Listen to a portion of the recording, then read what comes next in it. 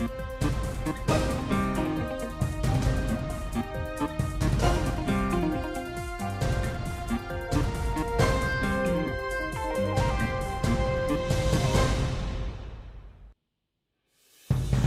ministre de l'Autonomisation de la Jeunesse, de l'Emploi, des Sports et du Service civique a supervisé la remise de certificats au personnel de la Société mauritanienne des mines de cuivre à Agjusta.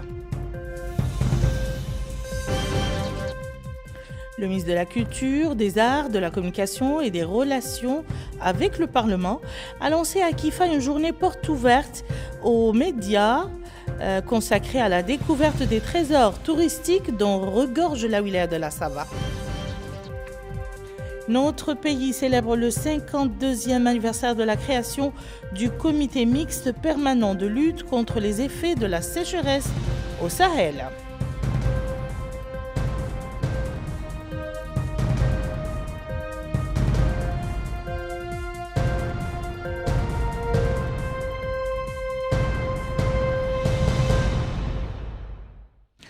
Madame, Monsieur, bonsoir et bienvenue dans le journal. Le siège de la Société mauritanienne des mines de cuivre à Agjusta a abrité ce matin la cérémonie de remise de certificats d'accréditation professionnelle à plus de 300 travailleurs mauritaniens.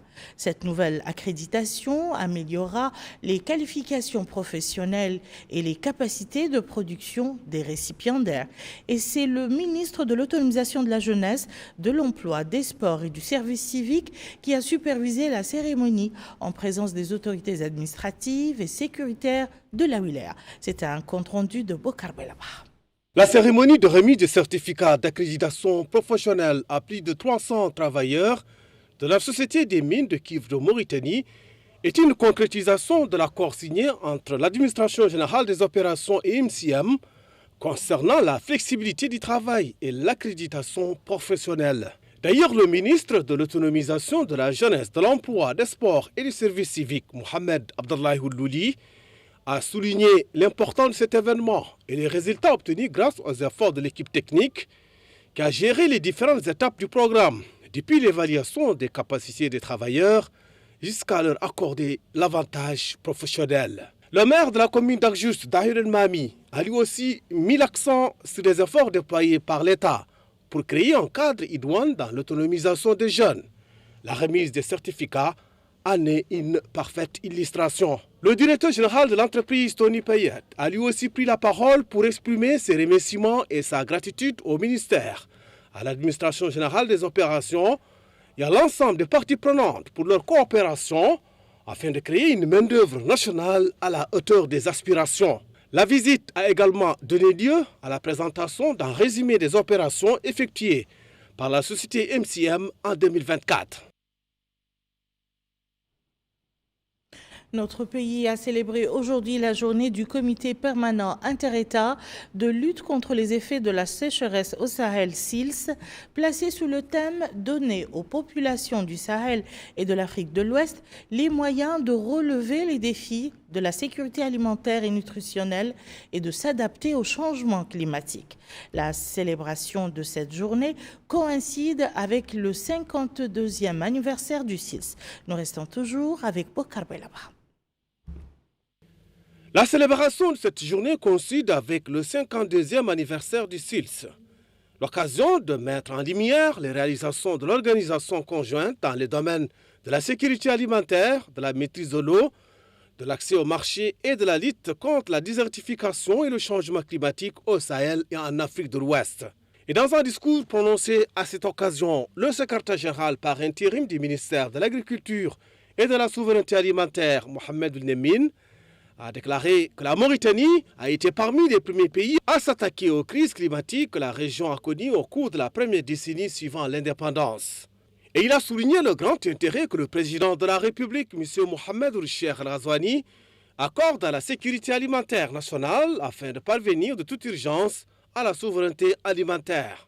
Et il a précisé que le gouvernement du Premier ministre, M. Mokhtar Ndiaye, s'emploie à la concrétiser sur le terrain par le biais de programmes et projets de développement essentiels dont certains sont coordonnés par le SILS.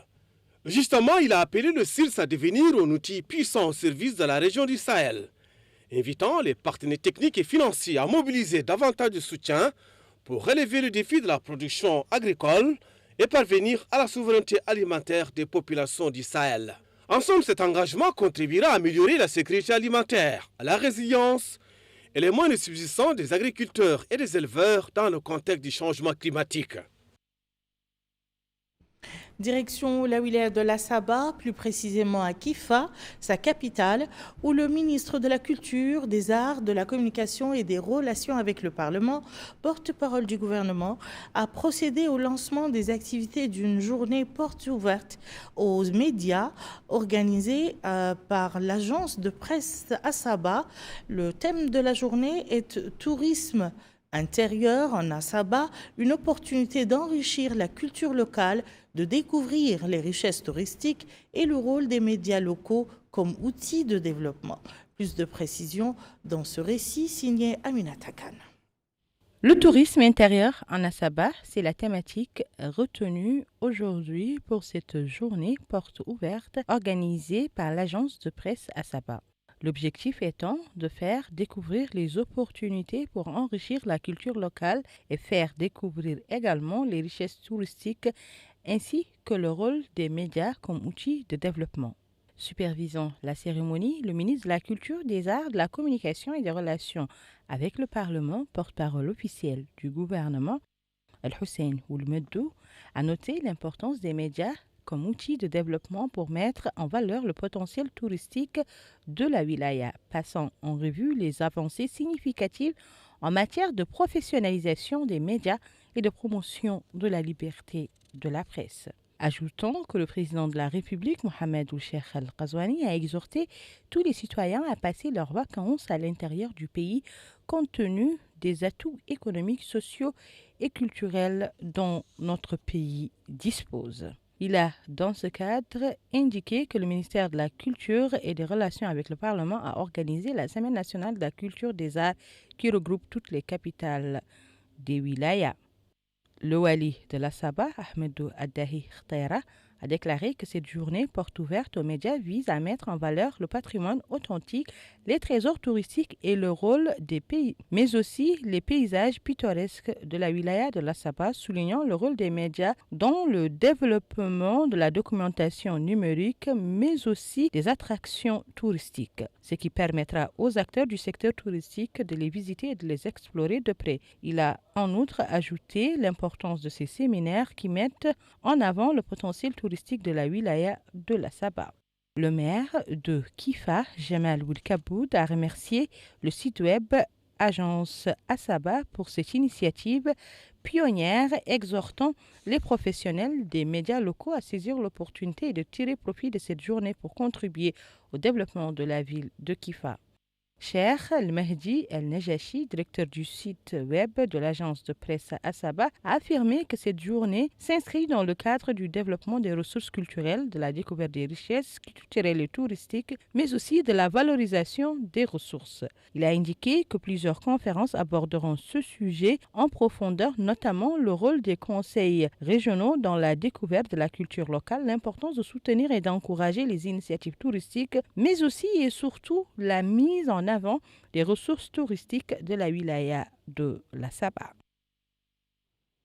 Retour à Nouakchott, le rapporteur spécial des Nations Unies sur les droits de l'homme des migrants, Jihad Madi, a tenu aujourd'hui une conférence de presse au siège du Fonds des Nations Unies pour l'enfance UNICEF, présentant ses principales observations.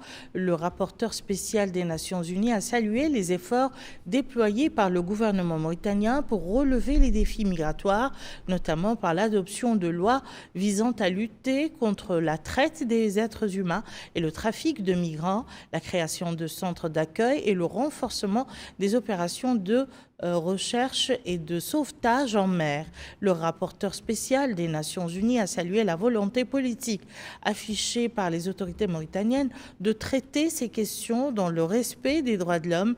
En réponse aux questions des journalistes, le responsable onusien a salué les efforts de la Mauritanie en matière de coopération régionale et internationale pour trouver une solution durable au phénomène migratoire. Il a souligné que la situation géographique de la Mauritanie en fait un point de transit majeur, ce qui pose des défis supplémentaires nécessitant une coordination continue avec les partenaires internationaux. Il a souligné que sa visite a été une occasion d'écouter les différentes parties prenantes, exprimant sa confiance dans la poursuite des efforts visant à promouvoir le respect des droits des migrants. Le village de Saradongo, relevant de la commune de Bogué, a abrité une formation destinée aux jeunes ruraux sur l'entrepreneuriat dans l'aviculture et la commercialisation. Cette formation est au profit de 50 jeunes. Là-bas toujours. L'entrepreneuriat chez les jeunes est au cœur des stratégies et programmes de l'État. Et certains jeunes ont bien compris le sens de cette vision. À Sarandougou, dans la commune de Bogué, ce sont 50 jeunes qui bénéficient d'une formation dans la promotion de l'entrepreneuriat avicole pour l'autonomie et le développement rural. Ce thème reflète parfaitement de notre vision, faire l'aviculture une élevée autonomisation économie à une moindre création d'emplois. Est une véritable opportunité de développement local. Durant ces 2 jours, 50 jeunes et femmes bénéficieront d'une formation pratique et l'entrepreneuriat dans l'élevage de poulets de chair. Chers participants, l'avenir est dans notre communauté, dépend de notre capacité à innover et à entreprendre. Renforcer la sécurité alimentaire et créer une dynamique positive dans nos villages. Ainsi, cette formation vise à valoriser l'aviculture comme levier d'autonomie économique et de développement durable dans les zones rurales. Les bénéficiaires s'accordent à affirmer que cette formation est d'une grande pertinence. Ils espèrent que les connaissances acquises permettront d'ouvrir des horizons promoteurs dans leurs futures activités. La formation durera 2 jours. Elle sera rythmée par des ateliers constitués par plusieurs groupes axés sur les mécanismes à déployer pour promouvoir l'aviculture de terroir. Ainsi prend fin ce journal. Je vous en rappelle les principales informations. Le ministre de l'Autonomisation des jeunes, de l'Emploi, des Sports et du Service civique a supervisé la remise de certificats au personnel de la Société mauritanienne des mines de cuivre à Agjusta. Le ministre de la Culture, des Arts, de la Communication et des Relations avec le Parlement a lancé à Kifa une journée porte ouverte aux médias consacrée à la découverte des trésors touristiques dont regorge la wilaya de la Saba. Notre pays célèbre le 52e anniversaire de la création du comité mixte permanent de lutte contre les effets de la sécheresse au Sahel.